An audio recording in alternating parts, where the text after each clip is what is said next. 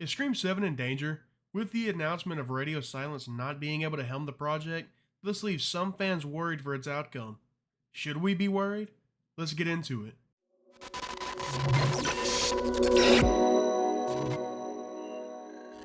Welcome back, I'm Sippin' Ice.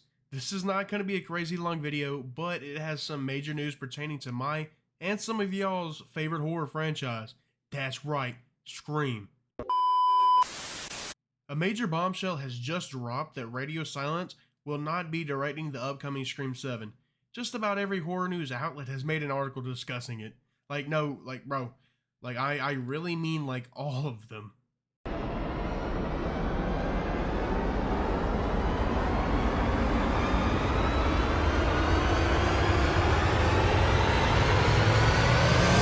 Yeah, bro, I'm telling you, bro, I'm telling you, dude. I ain't never lied before, dog. I'm telling you. But Deadline and others have informed us that Radio Silence has left due to working on other projects. But, now, I said but, because Paramount, who is still acting as distributor, has already lined up their replacement. Happy Death Day's director Christopher Landon is coming on to direct the sequel. This basically came right after Radio Silence dropped out, so to me and others, it seems as though they were prepared for this ahead of time, which is always a good thing. Now, before we start freaking out, Radio Silence will still be involved, serving as producers.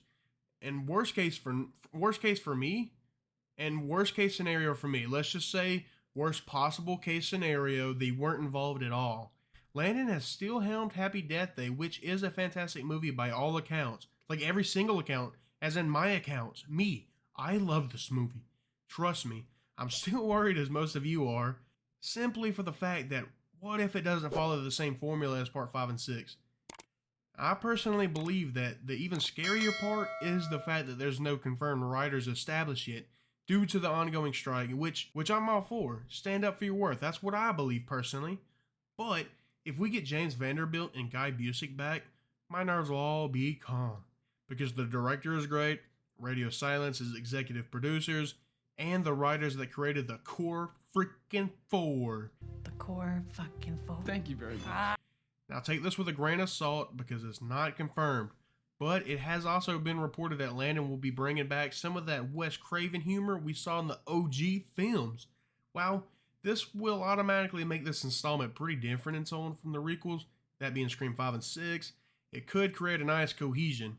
Yeah, I know big words, baby. I know some big words. But between the OGs and the requels, it will give it a nice cohesion personally. If it works out, if they do it right. But with all that being said, let's talk about the cast a little bit, shall we? Who's all returning? Who's not returning? That we don't technically know yet, but we should at least expect the Core 4 and Gale Weathers back. Yes, I know it's a popular topic right now. Jenna Ortega is super famous right now, but I do believe she will finish out the trilogy. Now, none of this is confirmed, but none of them died either, so more than likely. And with Courtney Cox also producing, it just seems even more likely. Are you nervous? Excited? What are your thoughts on Christopher Landon taking over as director? Do you want the OG humor back, or should they stick with the more gritty tone that they've gone with in Scream 5 and 6? Let me know your thoughts down in the comments. I know this wasn't my typical video, but like I said, I had to talk about it. If you enjoyed, please do consider hitting that like button and subscribing for more horror movie content. I appreciate every single one of you for every single thing. Stay chill, and I will see you all next time. Cause let's face it, baby, these days, you gotta have a sequel.